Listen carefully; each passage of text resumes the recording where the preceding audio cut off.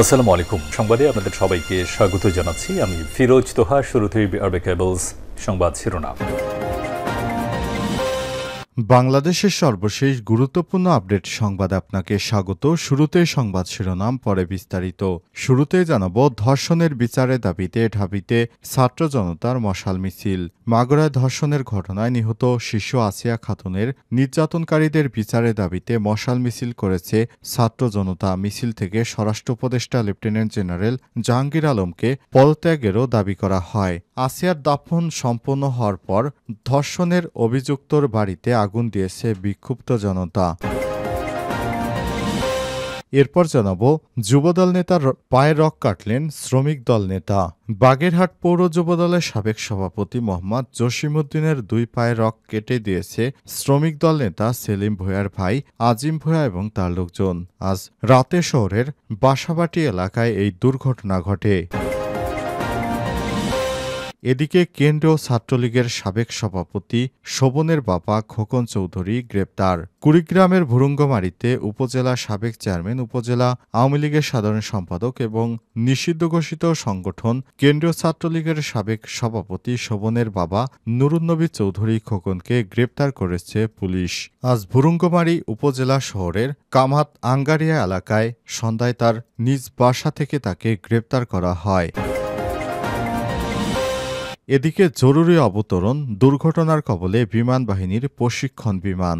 বাংলাদেশ বিমান বাহিনীর একটি প্রশিক্ষণ বিমান গৌরব 120 টিপি দুর্ঘটনার কবলে পড়েছে। বৃহস্পতিবার নিয়মিত প্রশিক্ষণ শেষে যশোরের বিমানবন্দরে জরুরি অবতরণের সময় আনুমানিক দুপুর 12:55 দুর্ঘটনায় পতিত হয়। এদিকে সরকারি প্রতিষ্ঠানে শূন্য পদে দ্রুত জনবল নিয়োগের নির্দেশ প্রধান উপদেষ্টার।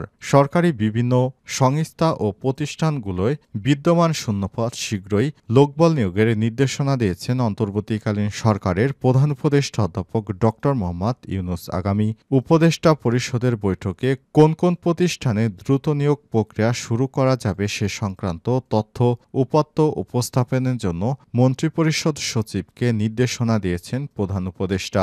আজ রাজধানীর বেইলি রোডে ফরেন সার্ভিস একাডেমিতে এক ব্রিফে সব তথ্য জানান প্রধান উপদেষ্টার প্রেস সচিব শফিকুল আলম। এবং সর্বশেষ জানাবো, বেইজিংয়ে চীনের প্রেসিডেন্ট শি জিনপিং এর সঙ্গে বৈঠকে বসছেন ড ইউনূস। প্রধান উপদেষ্টা অধ্যাপক ড মোহাম্মদ ইউনূস আগামী 28 মার্চ বেইজিংয়ে চীনের প্রেসিডেন্ট শি জিনপিং এর সঙ্গে দ্বিপাক্ষিক বৈঠকে বসবেন বলে জানিয়েছে পররাষ্ট্র মন্ত্রণালয়ের মুখপাত্র মোহাম্মদ রফিকুল আলম প্রধান। প্রিয় দর্শক, এতক্ষণ শুনছিলেন সংবাদ শিরোনাম, এবারে বিস্তারিত। তবে তার আগে বন্ধুরা, অনুরোধ থাকবে সংবাদটিতে একটি লাইক দিন।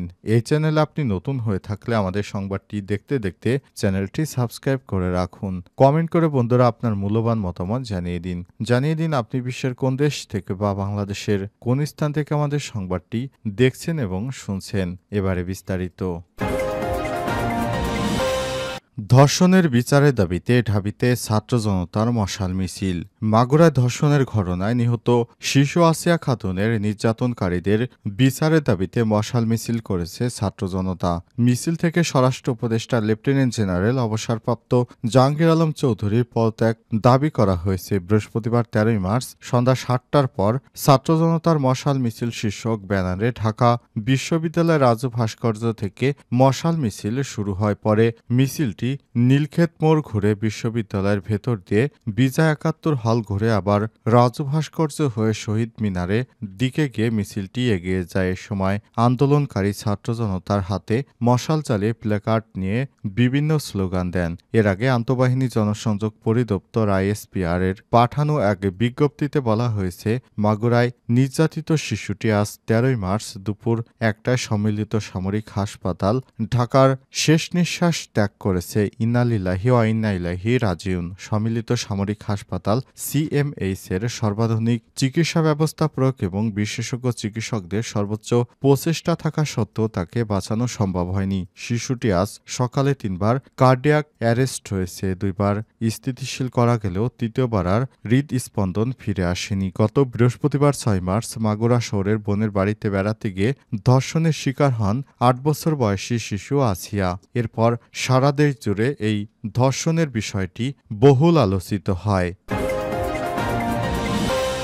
যুবদল নেতা রক কাটলেন শ্রমিক দল নেতা।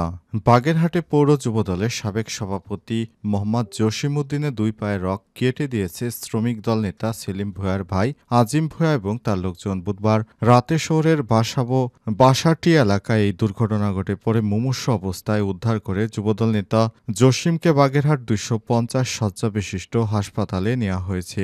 অবস্থা গুরুতর হওয়ার সেখান থেকে খুলনা থেকে ঢাকায় প্রেরণ করা হয়েছে। তবে এই ঘটনা এখন পর্যন্ত কাউকে গ্রেপ্তার করতে পারেনি পুলিশ। প্রত্যক্ষদর্শী স্থানীয়রা জানান, বুধবার সন্ধ্যায় শ্রমিক দল নেতা সেলিম ভূঁইয়ার ভাই আজিম ভূঁইয়া এবং তার লোকজন শহরে নাগেরবাজার এলাকায় মোহাম্মদ জসিমউদ্দিনের প্রতিবেশী আজিম খানের নামে এক ব্যক্তিকে মারধর করেন। রাত 8টার দিকে বাসাবাটি এলাকায় বগা ক্লিনিকের সামনে বসে আজিম ভূঁইয়ার কাছে মারধরের কারণ জানতে চান যুবদল নেতা মোহাম্মদ জসিমউদ্দিনেতে ক্ষিপ্ত হয়ে আজিম ভূঁইয়া তার লোকজন জসিমের উপর অতর্কিত হামলা করে প্রাণ বাঁচাতে জসিম স্থানীয় মসজিদের কসাইয়ের বাড়িতে প্রবেশ করে।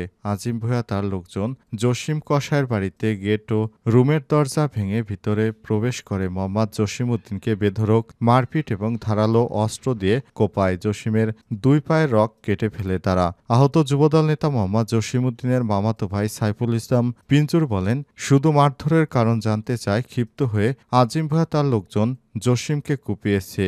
ওদের হাত থেকে বাঁচার জন্য জসিম মসজিদ কসাইয়ের ঘরের মধ্যে পালেও শেষ রক্ষা হয়নি। তার অবস্থা খুবই আশঙ্কাজনক। আমরা খুলনা থেকে ঢাকার হাসপাতালে নিয়ে আসছি। এর আগে জসিমের ভাগ্নে রাব্বিকে মারধর ও তার মোটরসাইকেল নিয়ে গেছিল আজিম ভূঁইয়া। সেই মোটরসাইকেল এখনও ফেরত দেয়নি আজিম ভূঁইয়ারা। মারধরের শিকার আজিম খানের স্ত্রী নাদিয়া বেগম জানান, আজিম ভূঁইয়া তার লোকজন এর আগেও আমাদের বাড়িতে এসে হুমকি ধামকি দিয়ে গেছে। গতকাল আমার স্বামীকে মেরেছে। মারধরের কারণ জানতে চায় জসিম কাকাকে মেরেছে তারা।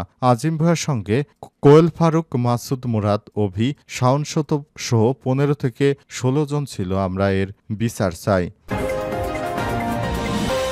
কেন্দ্রীয় ছাত্রলীগের সাবেক সভাপতি শোভনের বাবা খোকন চৌধুরী গ্রেপ্তার। কুড়িগ্রামের ভুরুঙ্গমারী উপজেলার সাবেক চেয়ারম্যান, উপজেলা আওয়ামী লীগের সাধারণ সম্পাদক ও নিষিদ্ধ ঘোষিত সংগঠক ছাত্রলীগের কেন্দ্রীয় সাবেক সভাপতি শোভনের বাবা নুরুন্নবী চৌধুরী খোকনকে গ্রেপ্তার করেছে পুলিশ। বৃহস্পতিবার 13 মার্চ সন্ধ্যায় ভুরুঙ্গামারী উপজেলা শহরের কামাত আঙ্গারিয়া এলাকায় তার নিজ বাড়ি থেকে তাকে গ্রেপ্তার করা হয়। পুলিশ জানায়, গত বছরের জুলাই-আগস্টে ছাত্র জনতার উপর হামলার ঘটনায় এজাহার নামে আসামি ছিলেন উপজেলা আওয়ামী লীগের সাধারণ সম্পাদক ও উপজেলা চেয়ারম্যান নুরনবী চৌধুরী খোকন। ঘটনার পর থেকে আত্মগোপনে ছিলেন তিনি। দীর্ঘদিন আত্মগোপনে থাকার পর অবশেষে গোপন সংবাদের ভিত্তিতে ছাত্রলীগের নেতার বাবাকে অবশেষে গ্রেপ্তার করতে সমর্থ হয়েছে পুলিশ।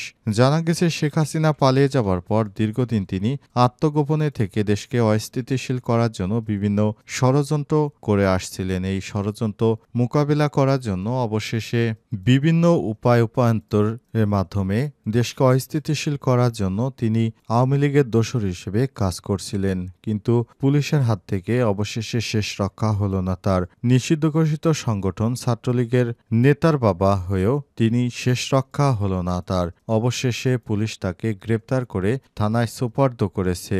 আদালতের মাধ্যমে তাকে রিমান্ড চাওয়া হতে পারে বলে জানিয়েছে পুলিশের কর্মকর্তারা। এরপর আদালত থেকে তার রিমান্ড মঞ্জুর হলে কিংবা রিমান্ড মঞ্জুর না হলে তাকে জেলহাজতে প্রেরণ করা হতে পারে বলে জানা গেছে। দুর্ঘটনার কবলে বিমান বাহিনীর প্রশিক্ষণরত বিমান দুর্ঘটনার কবলে পড়েছে। আজ বাংলাদেশ বিমান বাহিনীর একটি প্রশিক্ষণ বিমান গৌরব 120 টিপি দুর্ঘটনার কবলে পড়েছে। বৃহস্পতিবার 13 মার্চ নিয়মিত প্রশিক্ষণ শেষে যশোর বিমানবন্দরে জরুরি অবতরণের সময় আনুমানিক দুপুর 12:55 দুর্ঘটনায় পতিত হয় এই বিমান বাহিনীর প্রশিক্ষণরত বিমানটি। আন্তঃবাহিনী জনসংযোগ পরিদপ্তর ISPR থেকে পাঠানো এক সংবাদ বিজ্ঞপ্তিতে এসব তথ্য জানানো হয়েছে।